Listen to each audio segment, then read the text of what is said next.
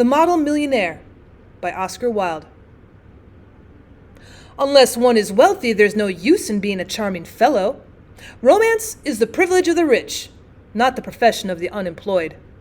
The poor should be practical and prosaic. It is better to have permanent income than to be fascinating. These are the great truths of modern life which Huey Erskine never realized. Poor Huey. Intellectually, we must admit he was not of much importance. He never said a brilliant or even an ill-natured thing in his life.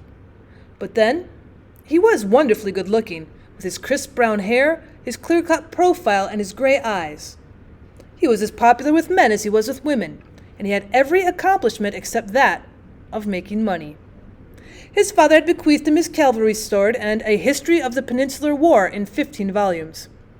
Huey hung the first over his looking-glass, and put the second on a shelf between Ruff's Guide and Billy's Magazine, and lived on $200 a year that an old aunt allowed him. He'd tried everything. He'd gone to the stock exchange for 6 months, but what was a butterfly to do among bulls and bears? He had been a tea merchant for a little longer, but had soon tired of Picot and Souchon.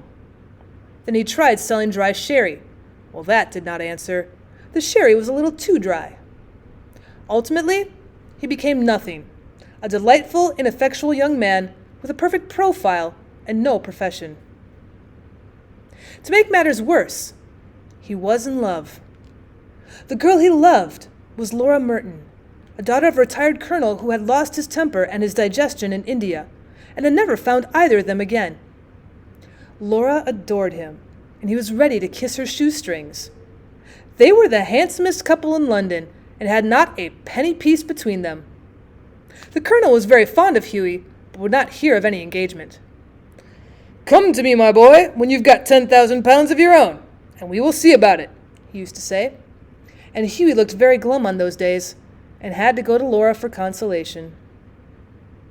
One morning as he was on his way to Holland Park, where the Mertons lived, he dropped in to see a great friend of his, Alan Trevor. Trevor was a painter. Indeed, few people escape that nowadays. But he was also an artist, and artists are rather rare. Personally, he was a strange rough fellow with a freckled face and a red, ragged beard.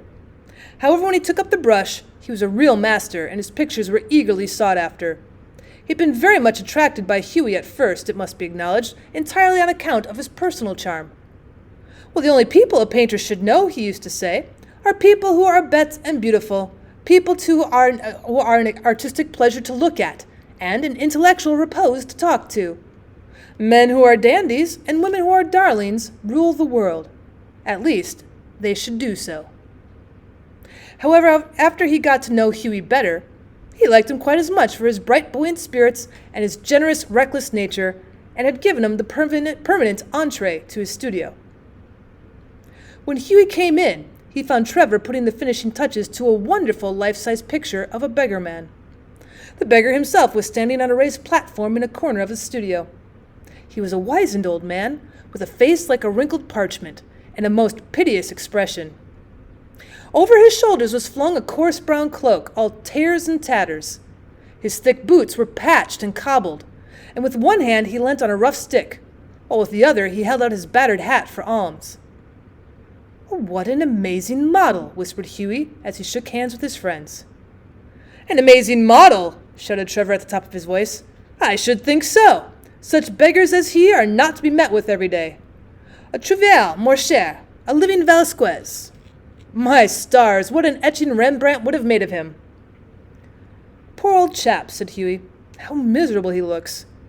But I suppose to you painters his face is his fortune." "Well, certainly," replied Trevor. "You don't want a beggar to look happy, do you?" "How much does a model get for a sitting?" asked Huey as he found himself a comfortable seat in a divan. "A shilling an hour." "And how much do you get for your picture, Alan?" "Oh, for this? For this I'd get 2,000. "Pounds?" "Guineas. Painters, poets, and physicians always get guineas." "Well, I think the models should have a percentage," cried Huey, laughing. "They work quite as hard as you do." "Nonsense! Nonsense! Why, look at the trouble of laying on the paint alone, and standing all day long at one's easel. It's all very well, Huey, for you to talk, but I assure you there are moments when art almost attains to the dignity of manual labor. But you mustn't chatter. I'm very busy. Smoke a cigarette and keep quiet." After some time, the servant came in and told Trevor that the frame maker wanted to speak to him. "Don't run away, Hughie," he said as he went out. "I'll be back in a moment." The old beggar man took advantage of Trevor's absence to rest for a moment on a wooden bench that was behind him. He looked so forlorn and wretched that Hughie could not help pitying him, and felt in his pockets to see what money he had. All he could find was a sovereign and some coppers. "Poor old fellow," he thought to himself. "He wants it more than I do, but it means no hansoms for a fortnight." And he walked across the studio and slipped the sovereign into the beggar's hand. The old man started, and a faint smile flitted across his withered lips. "Thank you, sir," he said. "Thank you." Then Trevor arrived, and Hughie took his leave, blushing a little at what he'd done. He spent the day with Laura, got a charming scolding for his extravagance, and had to walk home. That night he strolled into the Palette Club about 11 o'clock, and found Trevor sitting by himself in the smoking room, drinking hock and seltzer. "Well, Alan, did you get the picture finished all right?" he said as he lit his cigarette. "Finished and framed, my boy," answered Trevor. "And, by the by, you've made a conquest. That old model you saw is quite devoted to you. I had to tell him all about you, who you are and where you live, what your income is, what prospects you have." "Oh, my dear Alan," cried Hughie, "I shall probably find him waiting for me when I go home. But of course you're only joking. Poor old wretch. I wish I could do something for him. I think it is dreadful that anyone should be so miserable. Well, I've got heaps of old clothes at home. Do you think he would care for any of them? Why, his rags were falling to bits." "But he looks splendid in them," said Trevor. "I wouldn't paint him in a frock coat for anything. What you call rags, I call romance. What seems poverty to you is picturesqueness to me. However, I'll tell him of your offer." "Alan," said Hughie seriously, "you painters are a heartless lot." "Oh, an artist's heart is in his head," replied Trevor. "And besides, our business is to realize the world as we see it, not to reform it as we know it. Et chacun son métier. And now, tell me how Laura is. The old model was quite interested in her."